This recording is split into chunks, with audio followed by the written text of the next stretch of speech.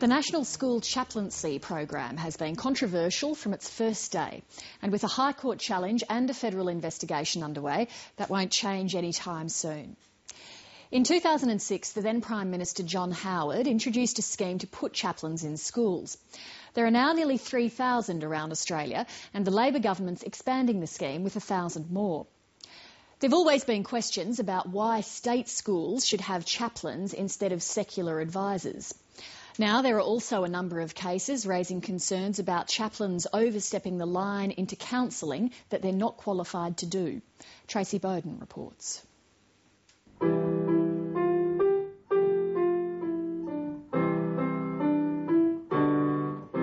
But I just felt really angry. I didn't know how else to deal with it, and I just wanted it to stop. It was the complex case of Aidan Cross that set off concerns about the role played by school chaplains, a case that's gone all the way to the Commonwealth Ombudsman. It began when the 9-year-old was bullied at his school outside Darwin, sparking an eruption in the classroom. He just stood up, threw his table over and said, "I'm going to bring a knife to school, I'm going to stab you and you'll be dead." "Hey Aidan, do you want a drink?" Kathy Cross knew her son desperately needed professional help, so she turned to the school. But it was the help that was offered that created the controversy. They just said you'd be seeing a counsellor at school for your anger management. He was talking to me about my anger and ways I could cope with it. It was only after 5 months that Kathy Cross learnt her troubled son was not seeing a trained counsellor, but a school chaplain with no relevant qualifications.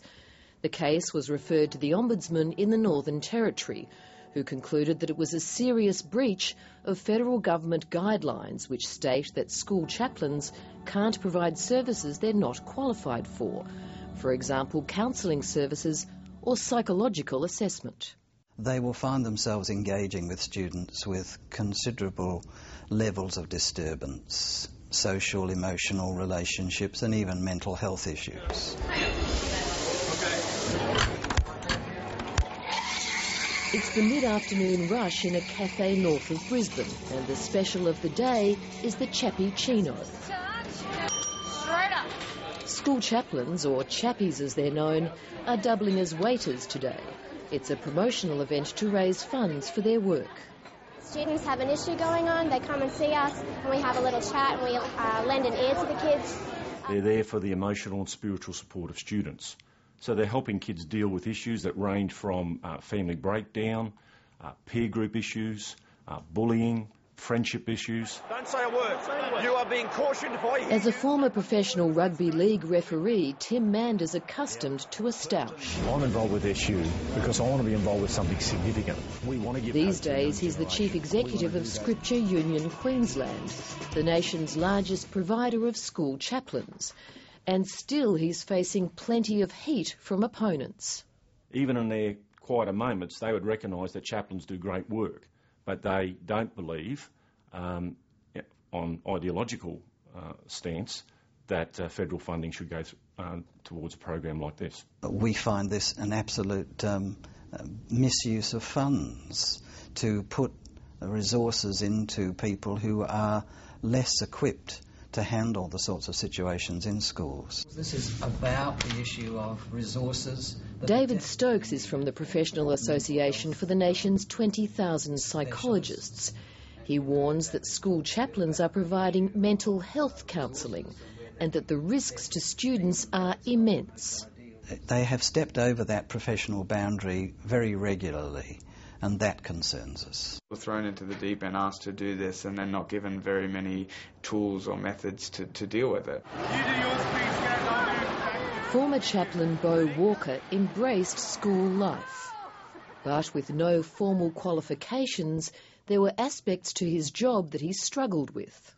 I would be asked from the school to maybe go and speak to a child who had a relative pass away. I found that very difficult situation because myself, I didn't know how I could deal with that. I definitely believe that to ask me to sit with a child one-on-one that had a member pass away definitely comes into the realm of counselling the child. But was Beau Walker aware that he was breaching the guidelines on counselling?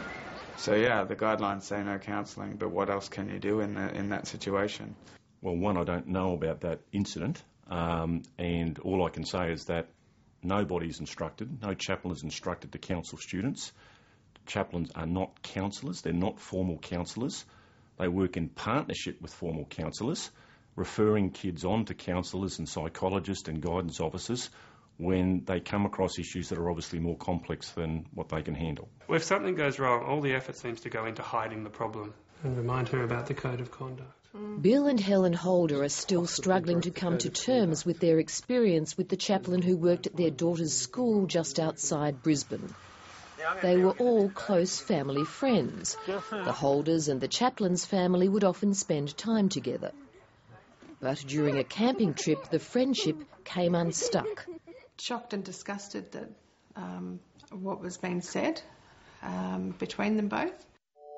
The Holders learnt their 12-year-old son and their friend, the school chaplain, had been chatting online. Computer logs revealed the details of the communications.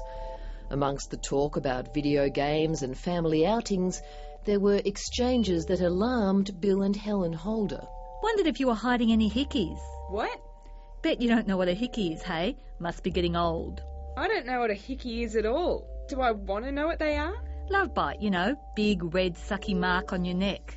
She'd make comments like spank you later and things like that, and she kept saying, you know, trust me, I'm the chaplain. And there was this exchange. Behave. No dancing naked on the webcam. I don't have a webcam. I don't like them. In part of the chat, she had implied that she had no clothes on while chatting to him. Another one was spank you later.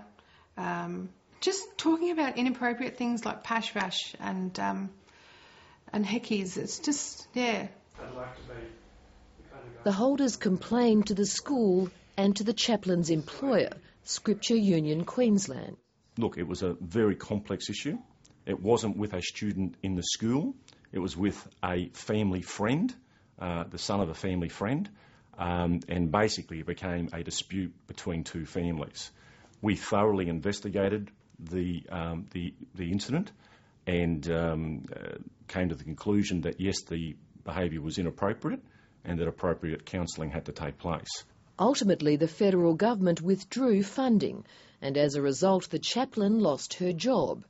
She remains at the school as a volunteer. She never ever lost her working with children clearance from the state government because it was deemed that nothing she did was predatory or inappropriate in that sense. But the experience has left this family questioning the management of chaplains in schools. They're not qualified and they're not trained, and they may make mistakes that will damage these kids in long term. These are testing times for school chaplains, with the program under ever-increasing scrutiny. Do you know what their views on homosexuality are? At a recent estimates hearing, ALP Senator Gavin Marshall raised concerns about the potential for homophobia amongst school chaplains employed by Scripture Union. I think their view might be able to be summarised as homosexuals will burn in hell. If someone was struggling, if a child was struggling with their own sexuality and spoke to one of these people and that was a response, would that be acceptable? No, it wouldn't. That would be totally contrary to the guidelines and to the code of conduct which has been signed by them. 730 has learnt that a chaplain at a Queensland school gave this magazine to his students. It's a so-called Bible zine for teenage boys, offering a passport for your journey with Jesus. There's this advice on the myth of safe sex. Condoms not only can't promise safe sex, but they practically condone promiscuity. And on homosexuality, God doesn't call it an alternative lifestyle, he calls it a sin. Scripture Union Queensland says it's broadly aware of the publication, but its chaplains are instructed not to impose their personal beliefs on students. I'm sort of hoping that sense will prevail. We really need chaplaincies in school. With funding assured for the next 3 years, the federal government is putting its faith in the school chaplaincy program. But that's against a rising chorus claiming chaplains are overstepping their role in the public education system. Although the chaplaincy agencies have been talking reasonable practice and policy, there's clear evidence that that's not being followed by practitioners themselves in schools. Tracy Bowden there, and that report was co-produced by Hagar Cohen and Leslie Robinson.